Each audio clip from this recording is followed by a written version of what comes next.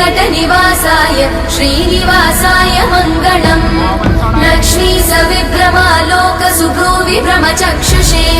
चक्षुषे सर्वलोकानां वेङ्कटेशाय मङ्गलम् श्रीवेङ्कटाद्रिशृङ्गाग्रमङ्गलाभरणाङ्गये मङ्गलानां निवासाय श्रीनिवासाय मङ्गलम् सर्वावयव सौन्दर्य सम्पदा सर्वचेतसां सदा सम्मोहनायास्तु वेङ्कटेशाय मङ्गलम् नित्याय निरवध्याय सत्यानन्दचिदात्मने सर्वान्तरात्मने श्रीमद् वेङ्कटेशाय मङ्गलम् स्वतः सर्वविदे सर्वशक्तये सर्वशेषिने सुलभाय सुशीलाय वेङ्कटेशाय मङ्गलम्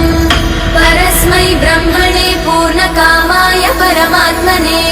प्रयुञ्जे परतत्त्वाय वेङ्कटेशाय मङ्गलम्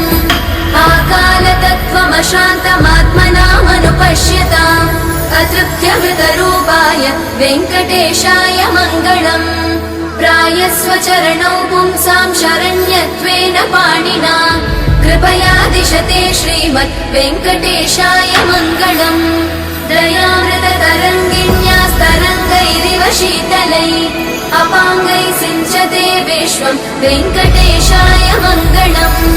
स्रग्भूषाम्बरहेतीनां सुषमावहमूर्तये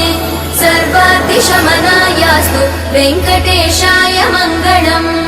श्रीवैकुण्ठविरक्ताय स्वामि पुष्करिणीतटे रमया रममाणाय वेङ्कटेशाय मङ्गलम् श्रीमत्सुन्दरजामातृमुनिमानसवासिने सर्वलोकनिवासाय श्रीनिवासाय मङ्गलम् मङ्गलाशासनपरैर्मदाचार्य पुरोगमै सर्वैश्च पूर्वैरचार्ये सत्कृतायास्तु मङ्गलम् ग्रहालोकसुभ्रूविभ्रमचक्षु